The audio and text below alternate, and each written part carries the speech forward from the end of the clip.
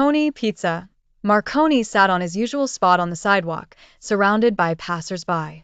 His tattered jacket and worn-out hat made him look like a typical homeless guy, but everyone who knew him was aware that Tony wasn't your average panhandler. He was a storyteller. His audience today was his YouTube chatters, who eagerly tuned in for another one of Tony's thrilling tales. You ever heard of Sally Peppers? Tony began, speaking more to his phone than the people before him. Sally was a character, I tell ya. We used to work down at Bada Bing. It was like living in one of those Sopranos episodes, I swear.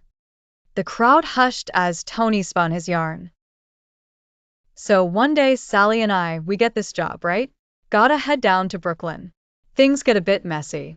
We're told to chop a couple of things up. Tony paused, letting the suspense hang in the air. But before we knew it, we're on a one-way ticket to the bottom of the Hudson. Tony chuckled, dragging on every word for effect, drawing an imaginary line between reality and fiction. Turns out cleaning up after shady business ain't as easy as it sounds. The plot thickened as Tony introduced Barry the Jew and Leon the dog, his voice gaining an edge of incredulity.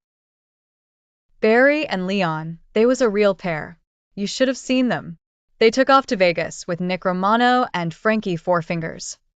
Tony described their adventures in the City of Sin. He painted vivid pictures of smoky casinos and double dealings. Nick and Frankie had plans, big ones.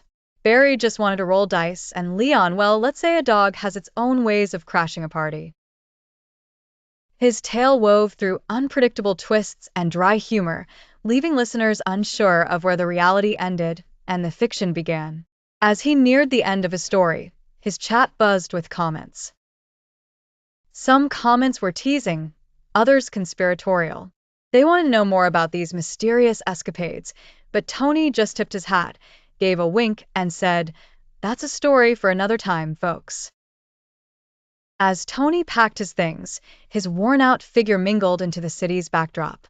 But to those who listened, he was not just a homeless man. He was a keeper of tales, echoing the rough charisma of the wise guys from his stories.